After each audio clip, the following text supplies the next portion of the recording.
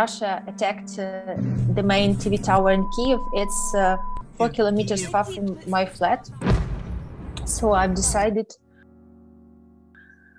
to leave Kiev for the safe place because I even can't sleep. Here is silent and I can write my articles, work, make interview to help Ukrainians know more about this war, who are sitting in the bomb shelters, our Ukrainian men, who are defending our land and our country, simply by cars or by another roads, like put their families, children and women in the car, drove them to the western parties of our countries, left them here, and then they return to Kyiv, to Kharkiv, to Sumy, to Chernihiv.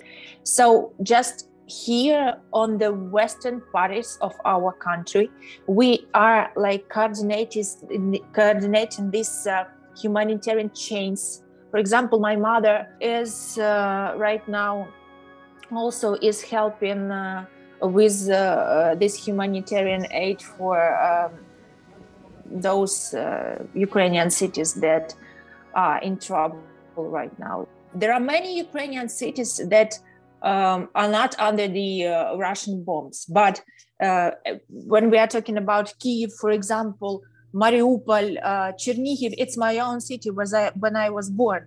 They are under Russian artillery, under Russian rockets. They are bombing, but they still standing. They still resist. Mariupol is on the verge of the death. They don't have food, water, medicines. They don't have anything. They are dying. They deliberately kill civilian Ukrainians.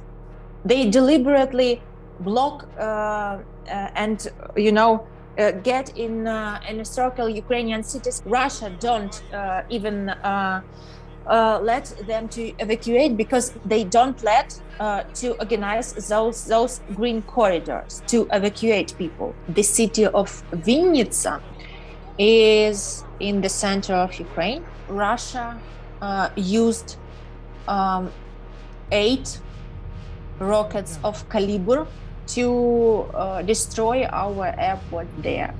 So the city of Vinnytsia is in the center of Ukraine.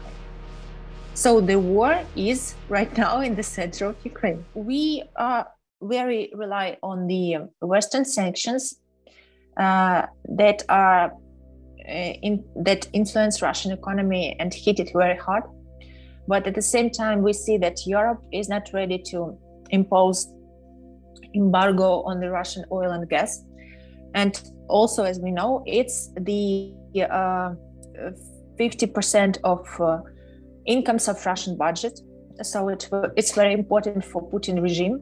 So he will have no money to finance those bloody war against Ukraine. And as for me, it's very, very strange to hear, for example, from the Orban. Továbbra is szükségünk van a gázra és olajra, amely Oroszországból érkezik. Hungary doesn't want to implement the embargo on the Russian gas and oil. Okay, so he puts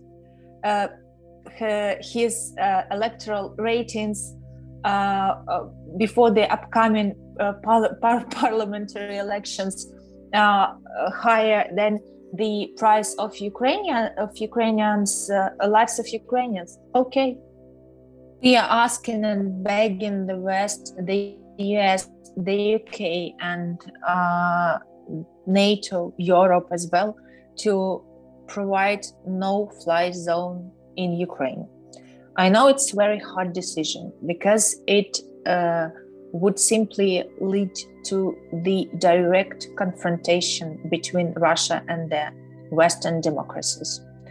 But as I've said before, if Ukraine falls, the next will be the countries from the nearest Russian circle. It's Poland, it's Baltic states, Romania, Hungary, who knows who knows which country would be the next Putin's victim, because one country and one crazy dictator in Kremlin cannot threaten all the world, all the democratic countries in the world, you know?